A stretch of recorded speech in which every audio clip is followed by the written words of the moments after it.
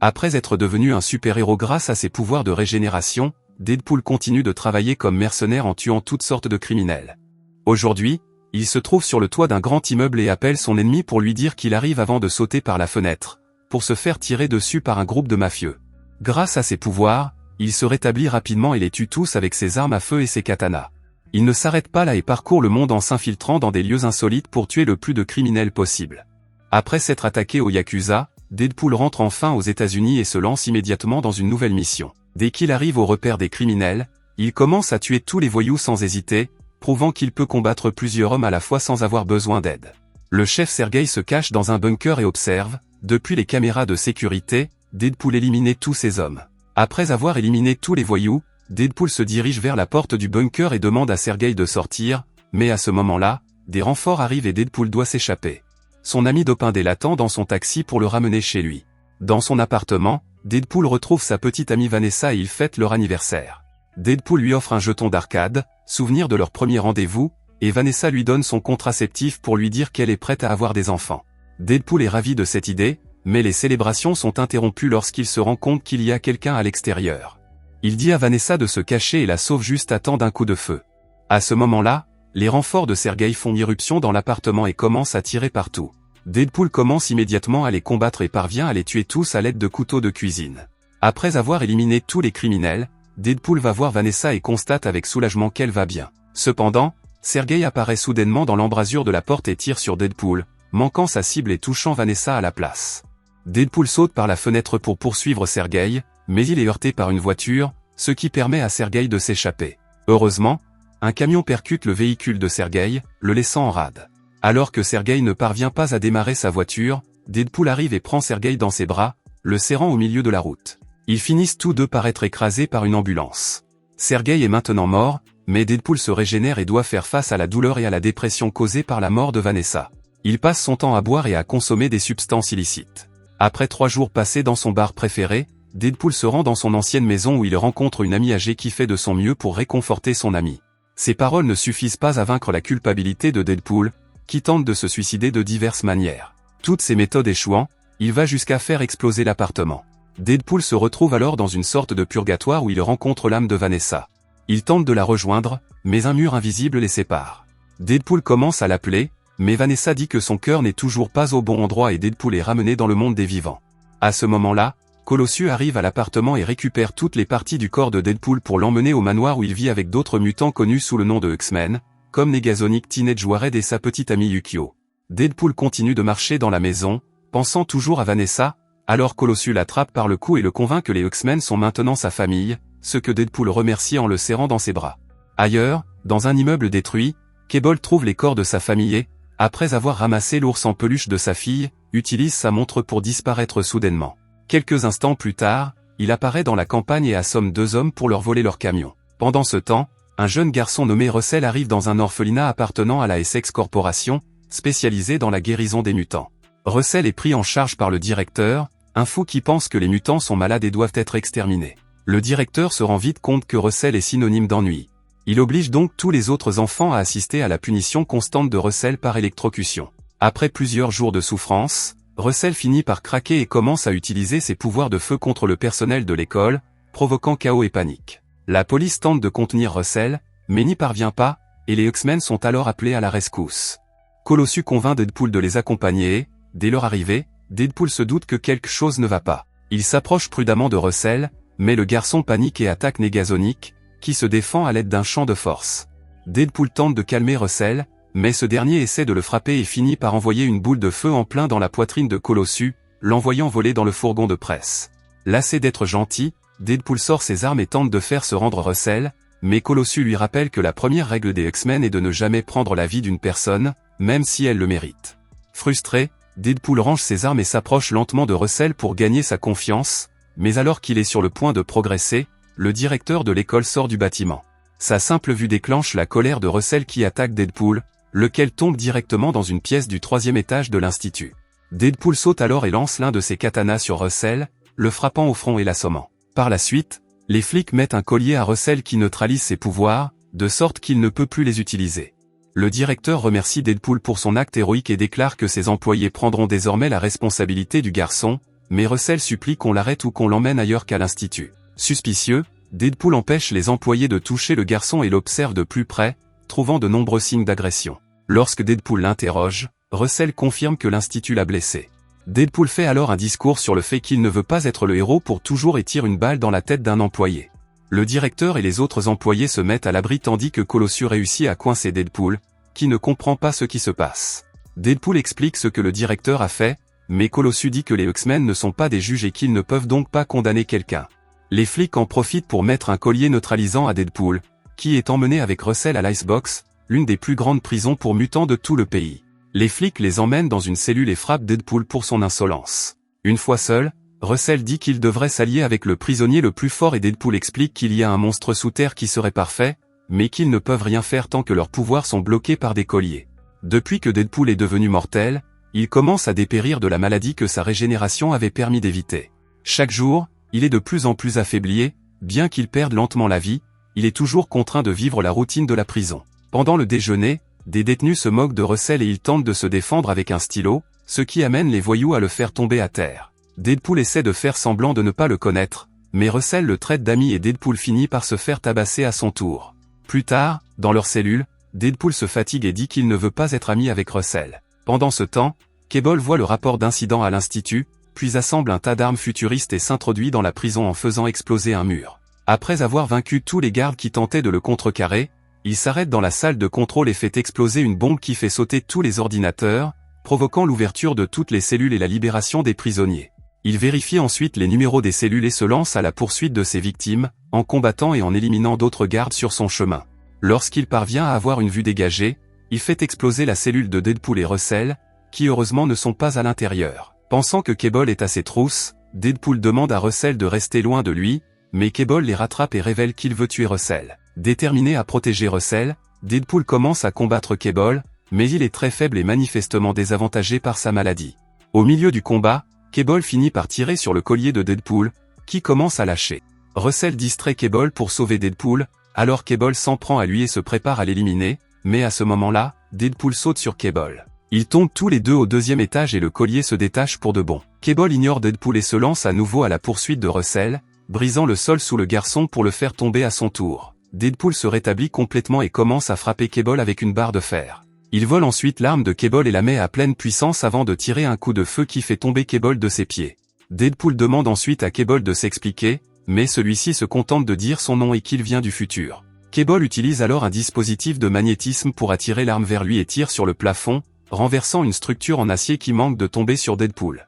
Un autre combat s'ensuit, mais bien que Deadpool ait retrouvé ses pouvoirs, il se retrouve avec un bras cassé et une cuisse perforée, ainsi qu'avec un coup de poing si fort que le jeton d'arcade de Vanessa s'envole. Cable prend le jeton comme souvenir de la confrontation et lorsque Deadpool se lève pour le récupérer, Cable le frappe à nouveau avant de lui demander pourquoi il protège Russell.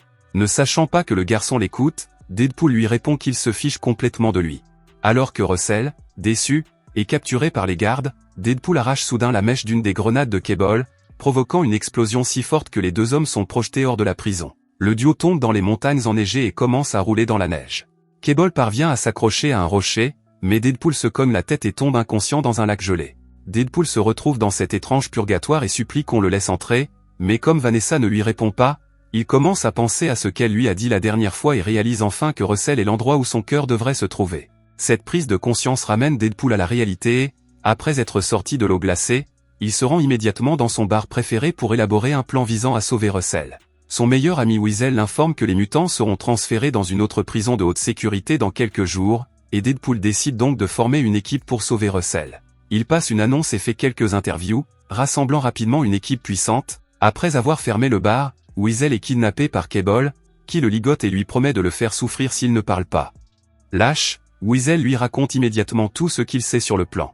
Pendant ce temps, à la prison, Russell vole du pudding à l'un des prisonniers et provoque une grande bagarre à la cantine. Pendant que tout le monde est distrait, Russell se rend au sous-sol pour trouver le monstre dont Deadpool a parlé et partage sa nourriture avec lui, gagnant ainsi l'amitié de la créature. Le jour du transfert, Russell et les autres prisonniers sont embarqués dans des camions de transport, qui atteignent bientôt la route. Deadpool et l'équipe suivent le camion en hélicoptère, mais lorsqu'ils en sortent, un vent violent les fait dévier de leur trajectoire. Deadpool atterrit sur un panneau publicitaire et survit, mais les autres n'ont pas cette chance. Bedlam est écrasé par un bus, Shatterstar par les pales d'un hélicoptère, Vanisher est électrocuté par des lignes électriques et Zeitgeist tombe à l'intérieur d'un grumier. Peter atterrit sain et sauf sur le sol et se précipite pour aider Zeitgeist, qui projette accidentellement son acide sur Peter et le tue également. Deadpool doit voler un scooter pour atteindre son but. Pendant ce temps, Domino a la chance de se retrouver près du camion comme prévu. Après avoir évité une série d'obstacles, elle saute à l'intérieur du véhicule, assomme le chauffeur et prend le volant. Soudain, Cable apparaît, après avoir fait exploser un autre camion, parvient à monter dans celui de Domino. À ce moment-là, Cable remarque que Deadpool les poursuit sur un scooter, alors il commence à lancer les cabines avec les prisonniers pour essayer de le faire tomber, mais Deadpool parvient à tous les esquiver. Deadpool tente alors de sauter de la moto et de monter dans le camion, mais s'écrase au sol. Heureusement, il est bientôt percuté par l'un des véhicules de la prison, alors Deadpool saute à bord, élimine le conducteur et utilise un katana pour l'aider à conduire. Dans le camion, Domino tente de combattre Cable, mais il est facilement vaincu. Alors que Cable est sur le point de la tuer, Deadpool l'atteint et monte dans le camion juste à temps pour la sauver. Un autre combat s'engage entre Cable et Deadpool alors que Domino reprend le volant, mais lorsqu'elle essaie d'arrêter le camion, elle remarque que les impacts de balles provoquent une fuite de liquide de frein. Alors que Domino fait de son mieux pour ralentir le camion et que Cable gaspille ses balles sur Deadpool, Russell parvient à ouvrir sa cabine avec un stylo et se rend dans la cellule du monstre pour le libérer. La créature s'avère être Juggernaut, qui sort et frappe le sol si fort qu'il ouvre un cratère sur la route, provoquant le renversement du camion. Domino saute et atterrit sur une boule d'ours géante, tandis que Deadpool atterrit sur les débris du camion et doit se soigner la tête avant de reprendre le combat. Cependant, Juggernaut s'approche de Deadpool et brise son corps en deux.